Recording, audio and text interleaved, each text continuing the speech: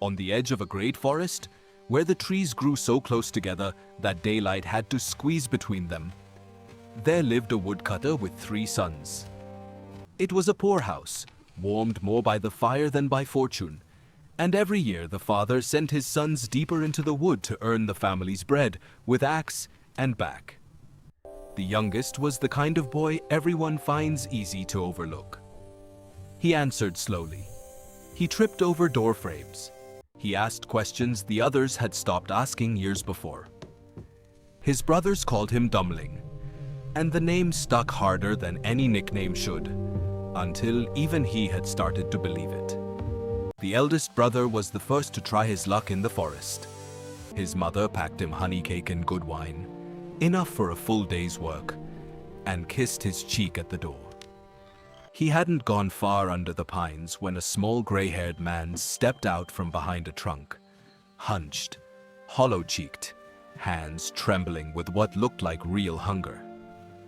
"A bite of your cake, friend? A swallow of wine? I've had nothing since yesterday." The eldest brother looked the stranger up and down and decided there wasn't enough cake in the world to share. "Find your own supper," he said, and walked on. He raised his axe against the first good tree he found, and the blade skipped sideways and opened his arm to the bone. He walked home holding the wound shut with his other hand.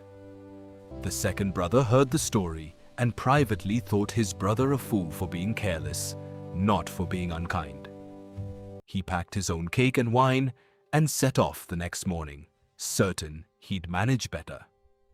The same old man stepped from the same shadow and made the same small request. The second brother didn't even slow his pace. "Off with you," he said, and within the hour his axe had bitten into his own leg. That left Dummling. He asked his father if he might try the wood next, and his father laughed. Not unkindly, but not kindly either. "Your brothers, who know what they're doing, came home in bandages. What do you think will happen to you?" But Dummling asked so many times in that patient way of his that his father finally waved him off, half to be rid of the asking. His mother had little left to give him. A cake baked plain in the ashes, a bottle of beer gone flat and sour. She looked almost sorry, handing it over. Dummling found the old man exactly where his brothers had. Same hunger in his face, same trembling hands. "I've only ash cake and sour beer," Dummling said, already sitting down on a fallen log and patting the space beside him. "But you're welcome to share what there is." They ate together. And somewhere between the first bite and the last, the ash cake turned sweet as anything from a baker's window, and the sour beer turned to wine so good it was worth stopping to notice. The old man wiped his mouth and studied Dummling for a long moment, the way people look at something they've decided to trust. "You have a good heart, and you don't hoard what little you have. For that, some luck is owed you. Do you see that old tree there? Cut it down. Look what waits at the roots." And with that, he was gone between the trees as if the forest had simply closed around him. Dummling swung his axe until the old tree groaned and fell. And there, nested in the split roots, sat a goose with feathers of solid, unmistakable gold, watching him with a look that seemed almost amused. He tucked her under his arm and walked on until evening brought him to an inn. The innkeeper had 3 daughters, and all 3 found some reason to hover near the stranger's room that night, drawn by the story already spreading downstairs about a bird made of gold. The eldest daughter reasoned she could slip in, pluck a single feather, and be gone before anyone noticed one small theft. She waited until Dummling had stepped out, crept to the goose, and closed her fingers around the golden wing, and found she could not let go. Her hand was fused to the feathers as though it had grown there. The second daughter, hearing her sister's muffled panic, came to help pull her free, and made the mistake of grabbing hold to do it. She stuck just as fast. The youngest daughter arrived last, saw her sisters strangely fastened to a goose, and to each other, and, reasoning, in the way people do when they desperately want something to be simpler than it is, thought, well, they're already there. What's the harm in me joining? And stuck to them both.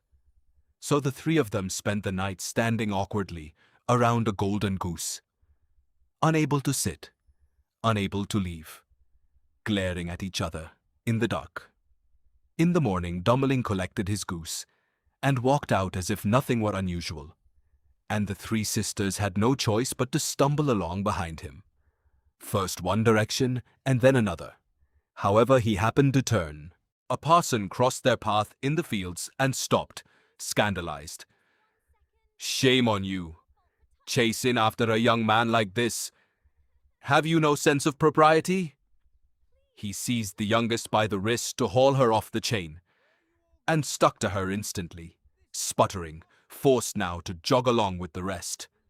The sexton, spotting his parson running undignified through a field, called after him, "Your Reverence, we've a christening waiting," and grabbed his sleeve to slow him down, and joined the procession himself. Two field hands, hoes still in hand, saw the commotion, and came jogging over to help pry the parson loose.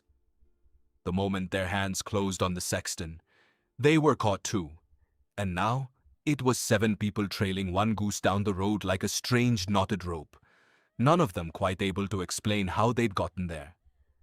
It was this parade that finally reached the city gates, where a princess lived who had never once laughed, not at jesters, not at riddles, not at the finest performers her father the king could summon. He'd finally declared that whoever coaxed a laugh out of her could have her hand in marriage, mostly out of exhausted hope that someone, somewhere, might manage it. Dummling walked his goose straight up to the palace steps with his unlikely tale of sisters, clergy, and farmhands stumbling behind him. And the princess, watching this bewildered chain of dignity trip and tangle its way across the courtyard, laughed until she had to sit down.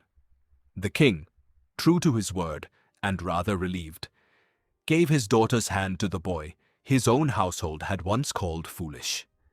There was a wedding within the month, and the Golden Goose, retired now from causing chaos, was given a quiet corner of the palace garden, where she lived out her days being greatly admired and touched by absolutely no one.